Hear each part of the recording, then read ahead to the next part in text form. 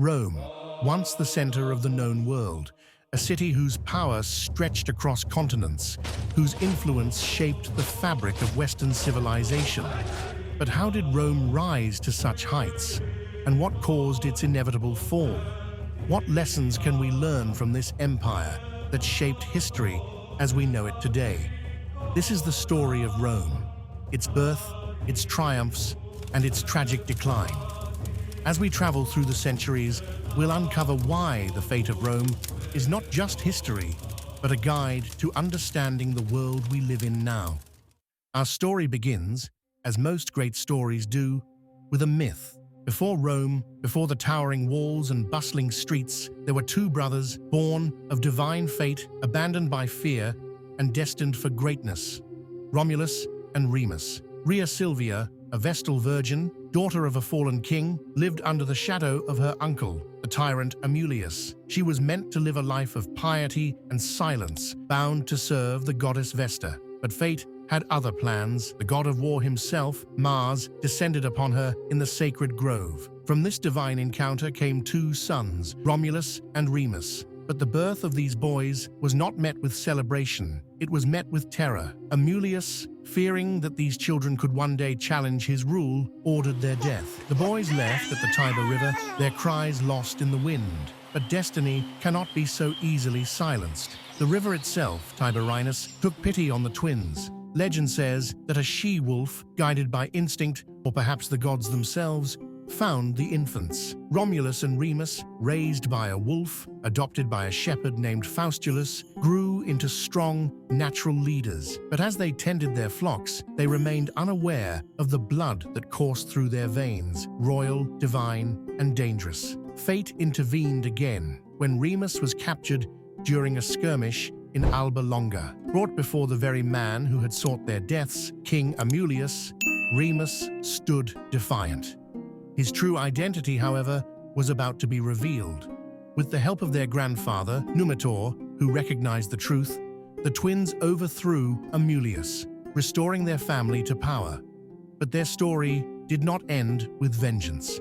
Their destiny lay beyond Alba Longa. Now free from the chains of their past, Romulus and Remus set their sights on a new dream: to build a city of their own. But where? Two brothers, two visions, one future. The brothers, once united in purpose, now stood divided. They turned to the gods for guidance, seeking divine approval in a contest of augury. Remus saw 6 birds, but Romulus saw 12. Or so he claimed. The dispute erupted into a bitter clash of pride and ambition. In a fit of rage, Remus mocked Romulus, leaping over the walls his brother had begun to build, belittling the very foundation of what would become Rome.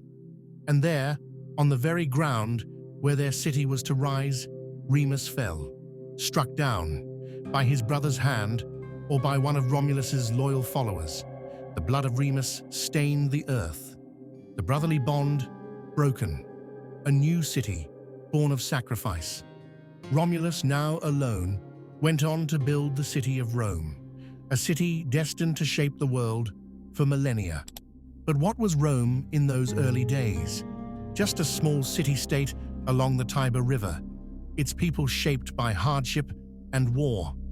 Yet it was this very struggle that gave Rome its edge.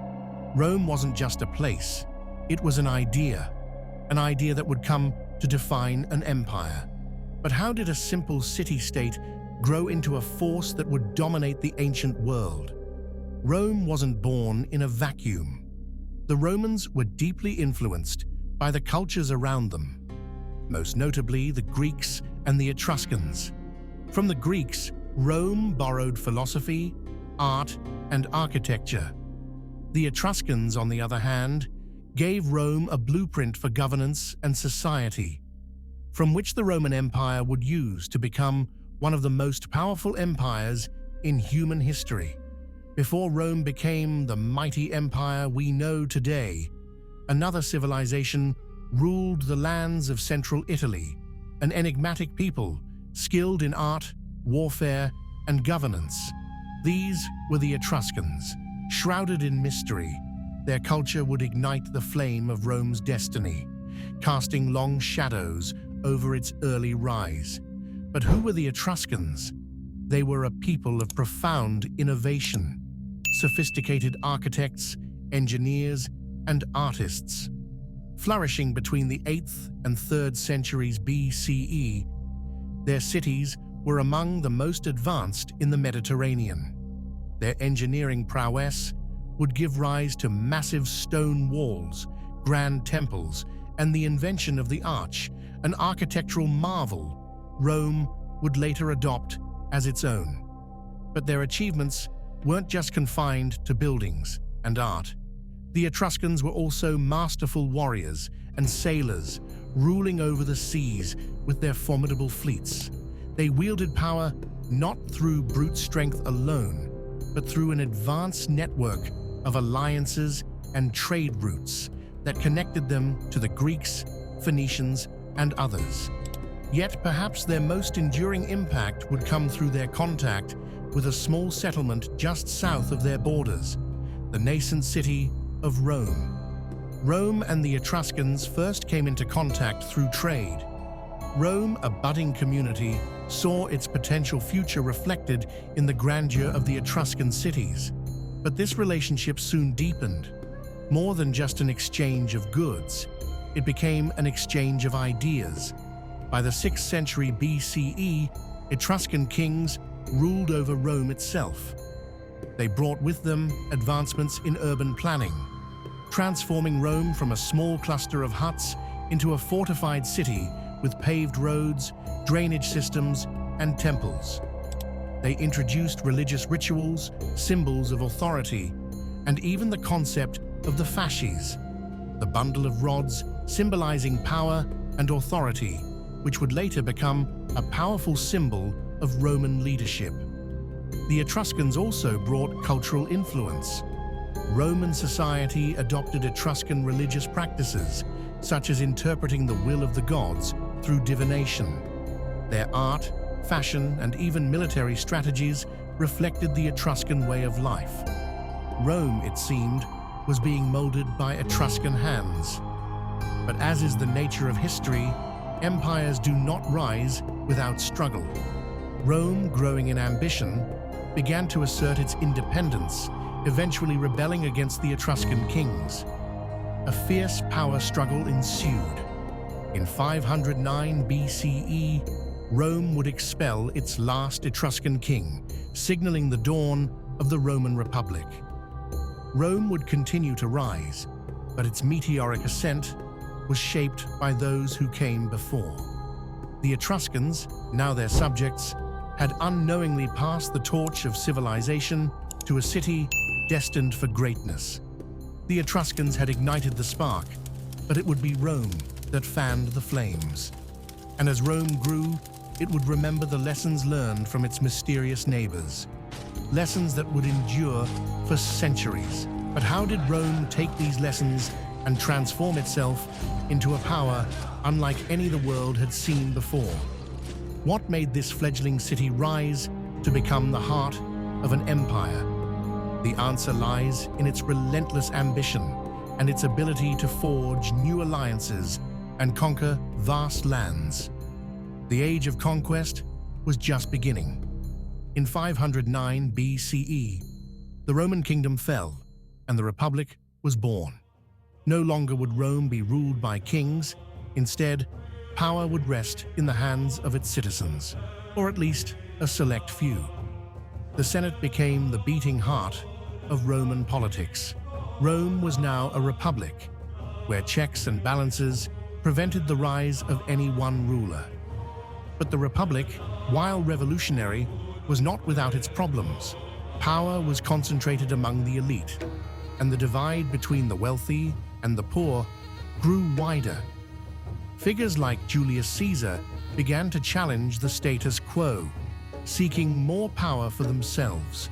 The Republic had expanded Rome's territories far beyond the city-state's borders. With conquests came wealth, and with wealth, corruption. The Senate struggled to manage the growing empire. Civil wars raged, and it became clear that the Republic could no longer govern such vast lands effectively. In 44 BCE, Julius Caesar, a military general beloved by his soldiers, marched on Rome. His actions signaled the end of the Republic. After his assassination, Rome descended into further chaos, until finally his adopted heir, Augustus, rose to power. The Roman Empire was born. What was the difference between the Republic and the Empire? Simply put, power. In a republic, power was shared among the Senate and the people. In an empire, it rested in the hands of a single ruler. And while the empire brought stability, it also came with its own set of challenges. Under Augustus, Rome entered a period known as the Pax Romana, the Roman peace. For over 200 years, Rome enjoyed relative stability.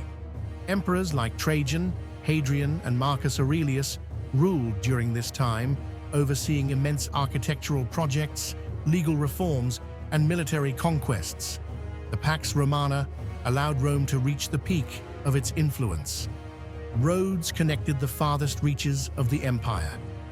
The Colosseum, aqueducts, and other marvels of engineering were built during this time.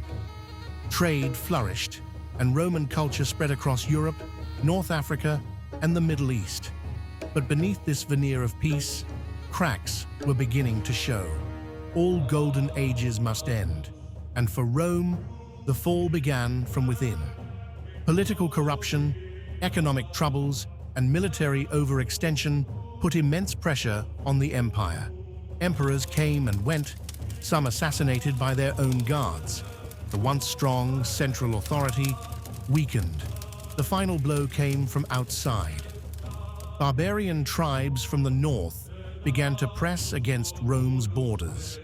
In 410 CE, the unthinkable happened. Rome was sacked by the Visigoths. While the city of Rome itself fell, the Eastern Roman Empire, centered in Constantinople, continued for centuries more. In 476 CE, Romulus Augustulus, the last emperor of the Western Roman Empire, was deposed by a Germanic chieftain named Odoacer. This moment is often seen as the symbolic end of the Roman Empire in the West. And so, after nearly 1,000 years, the Roman Empire crumbled. But what does Rome's fall teach us about the world today? Rome may have fallen, but its legacy lives on. From architecture to law, from governance to philosophy, the influence of Rome is woven into the fabric of modern society. The rise and fall of Rome remind us that no civilization is eternal. Yet it also teaches us that the values of innovation, justice, and resilience are timeless. So, what will we take from Rome's story? Will we learn from their successes and their failures? Will we, like Rome, strive for greatness while remembering the importance of balance and humility? The answers to these questions may very well shape the future of our own civilization. If you enjoyed this video, make sure to like, subscribe, and leave a comment below with your thoughts.